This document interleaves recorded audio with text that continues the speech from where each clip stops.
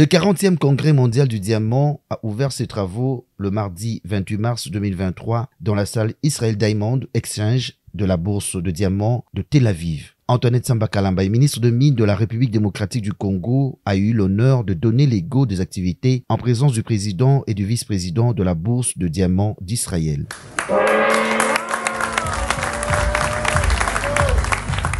Mon pays est l'un des plus grands producteurs de diamants. My country is one of the greatest producers of diamond. Et à ce jour, nous continuons à exporter notre diamant à l'état brut. We are exporting our diamonds in a rough stage. Nous sommes là aujourd'hui parmi vous. We are here today pour voir comment ça se passe en Israël. To see how it works here comment in Israel. Vous donner de la valeur ajoutée au diamant brut. Value to the diamond. Et nous voudrons faire pareil chez nous. And we would like to do the same. Développer la chaîne de valeur to develop our chain of value chain. Et nous puissions désormais en République démocratique du Congo exploiter le diamant, le tailler et le vendre dans une bourse comme Israël. And then have also a bourse just like here.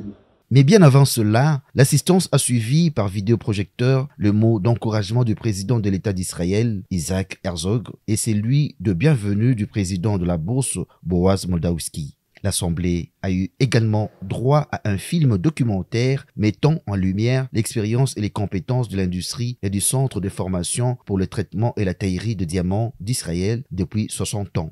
L'organisation prévoit pour cette semaine adamantine la reprise officielle des activités de la bourse suspendue depuis 3 ans en raison de la pandémie de Covid-19, la conférence de présidents de 40 bourses du monde et le lancement d'une nouvelle usine de transformation de diamants de Tel Aviv. Signalant que 1000 participants prennent part à ce congrès mondial dont le lancement a eu lieu dans les centres d'exposition et de traitement de diamants bruts en présence de nombreux professionnels de diamants parmi lesquels l'on compte les exposants, les vendeurs et les conférenciers venus de la Chine, des États-Unis d'Amérique, du Brésil, de la France, de la Belgique, des Émirats arabes unis, de l'Inde et de l'Italie pour ne citer que ceux-là. La patronne de mine, en compagnie de chefs de corps de services spécialisés, a eu un entretien privé avec le président de la bourse de Tel Aviv, Boaz Moldawski. L'après-midi de ce premier jour a été consacré à la visite de quelques lieux saints à Jérusalem. La délégation a visité les monts des Oliviers, la vieille cité de Jérusalem.